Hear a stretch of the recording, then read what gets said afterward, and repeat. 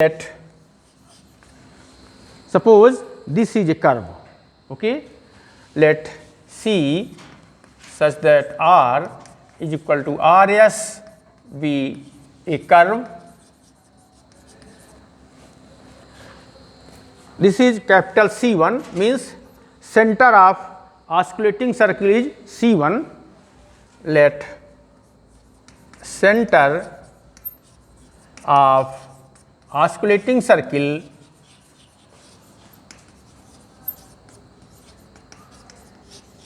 is C1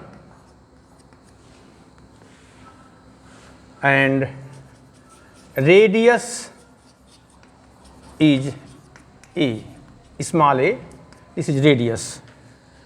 So, position vector of P, let OP means position vector of P is R,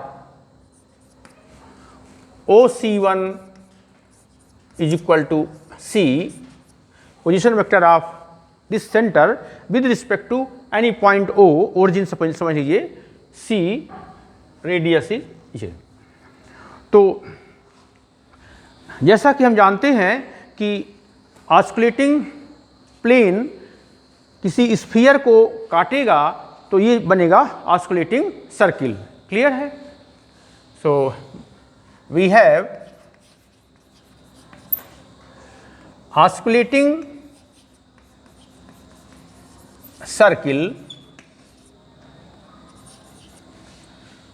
is the intersection of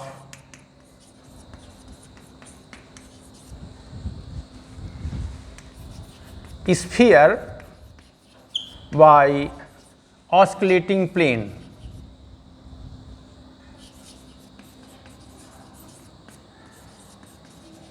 Yeah. So let equation of sphere with center C1 is, क्योंकि जो circle होगा circle का centre वही होगा जो sphere का होगा, तो C1 ही उसका सेंटर होगा. तो equation of sphere is R minus C यानी this thing is equal to A is the radius. हम लोग जानते हैं कि mod of square of vector is equal to square of vector means, जैसे हम लोग जानते हैं कि ये वेक्टर हो गया तो वेक्टर का square is equal to modulus of A का स्क्वायर. सदिश का वर्ग उसके मापांक के वर्ग के बराबर होता है. तो ये हो गया मॉडुलस इधर. इसका मतलब हो गया कि R माइनस सी का square is equal to A square. तो इस परिभाषा से हो जाएगा R minus C vector is equal to A. ये मान लेते हैं 1. Since osculating circle has 3-point contact, since osculating circle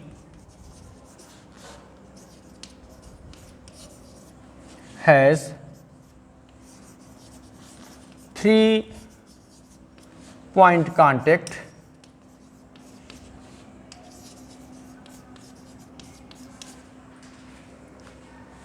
therefore let, अब चूंकि ये स्फीयर है और इस कर्व का इक्वेशन क्या है, R is equal to R S, parameter क्या है, एस है. So let F of S is equal to R minus R is nothing but R S. जैसे ये है इंक्लूड है, आर एस मतलब माना जाता है कि ये इसका फंक्शन है. आर भी लिख सकते हैं आर एस भी. तो समझने के लिए R of S minus C square minus A square is equal to 0. मान लेते हैं कि ये function of S F of S is equal to ये हो गया. क्लियर है, क्योंकि किसी पॉइंट P पर जो कर्व है तो 3 पॉइंट कांटेक्ट रखेगा, तब ये कहलाएगा ऑस्किलेटिंग सर्किल। तो F of S equal to क्या हो गया, आर एस माइनस सी का होल स्क्वायर। इसी को लिख सकते हैं हम लोग कि R F of S is equal to R minus C vector square is equal to A square, R minus A square is equal to 0। सदिश का वर्ग उसके मापांक के वर्ग के बराबर होता है। तो ये हो गया 1। ये क्लियर है? स्क्वायर, हाँ, ये सदिश का वर्ग उसके मापांक के वर्ग के बराबर होता है। सर्किल की परिभाषा है कि oscillating circle has 3 point contact. By definition of point order of point of contact कि यदि कोई 3 पॉइंट कांटेक्ट रखता है तो इसमें F S is equal to 0, F dash S is equal to 0 और F double dash S is equal to 0। Clear है? तो हम लोग ये एफ एस हो गया, तो परिभाषा से 3 पॉइंट कांटेक्ट की परिभाषा है, तो परिभाषा लगाएंगे कि F S is equal to 0, F dash S is equal to 0 और F double dash S is equal to 0। उसको सॉल्व करेंगे तो हमको सेंटर मिलेगा और रेडियस मिलेगा। क्लियर? हम लोग देख रहे थे कि यहाँ पर ये जो इक्वेशन नंबर 1 है इसको मिटा देते हैं। सदिश का वर्ग उसके मापांक के वर्ग के बराबर होता है। अब यहाँ परिभाषा लगाएंगे कि ऑस्किलेटिंग सर्किल की कि ये 3 पॉइंट कांटेक्ट रखता है। इसका मतलब F S is equal to 0, F dash S is equal to 0 और F double dash S is equal to 0। तो देखते हैं हम लोग।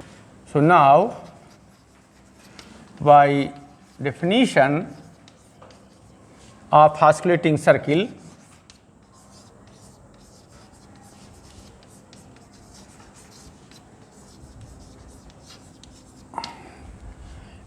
F S is equal to 0, F dash S is equal to 0 and F double dash S is equal to 0. So F S is equal to 0 means, so F S is equal to 0 implies R minus C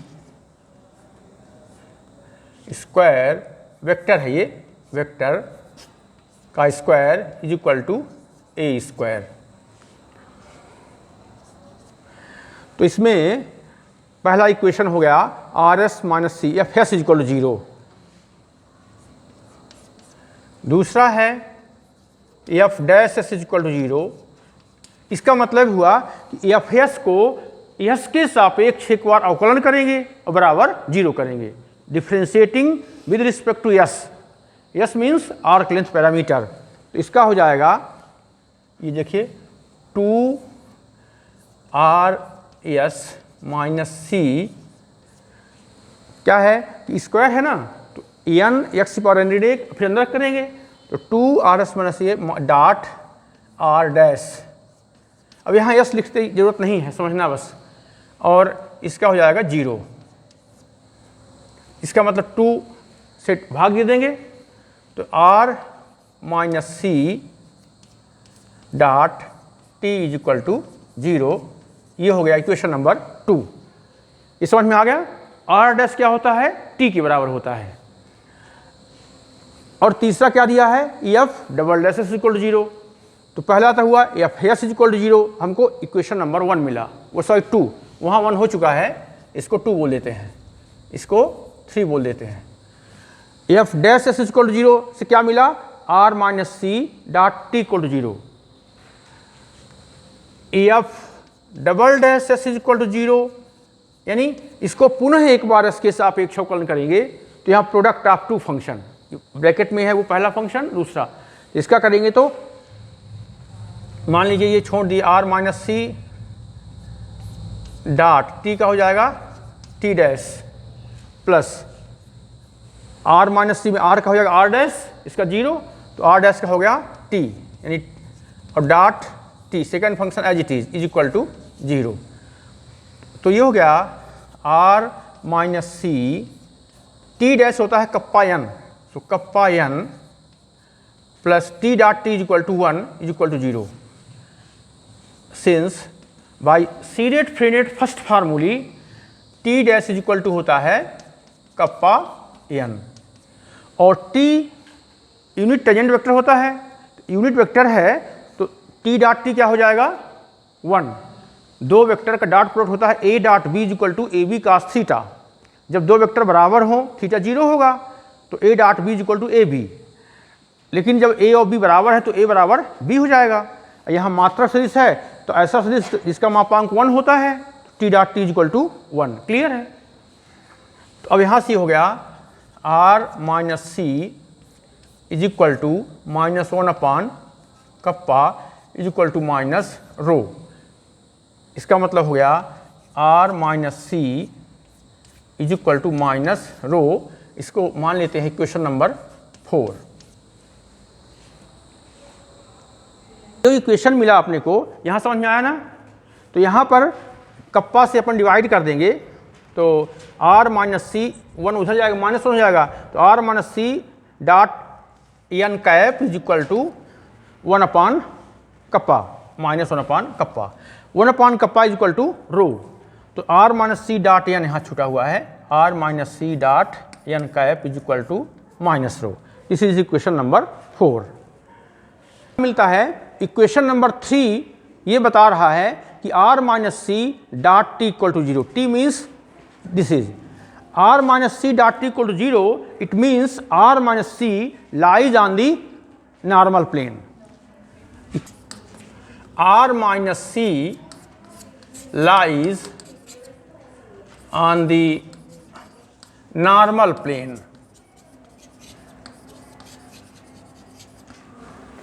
But by definition of oscillating circle, r minus c lies on the oscillating plane.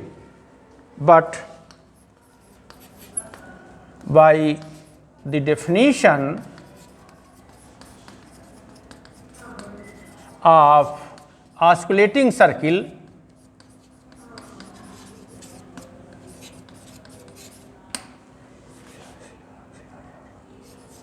r minus c lies on the oscillating plane.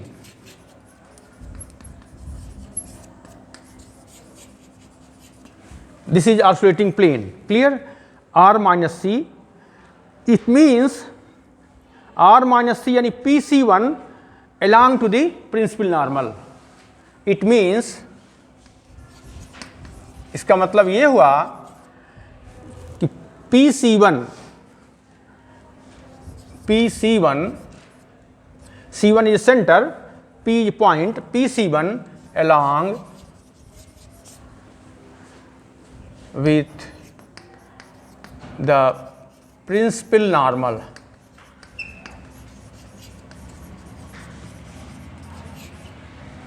Means PC1 is parallel to principal normal n. तो देखिए OP plus PC1 is equal to OC1. OP is equal to R, so R plus PC1. PC1 means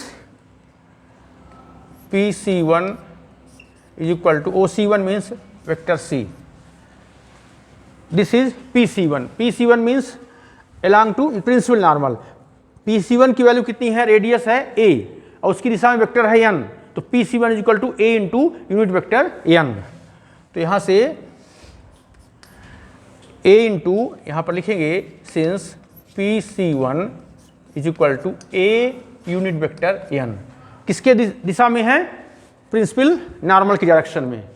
तो ये radius क्या है? A, तो modulus हो गया A vector n का है, तो PC1 इज इक्वल टू, इसका मतलब हो गया कि C minus R vector C minus R is equal to A n cap. ये हो गया इक्वेशन नंबर 5।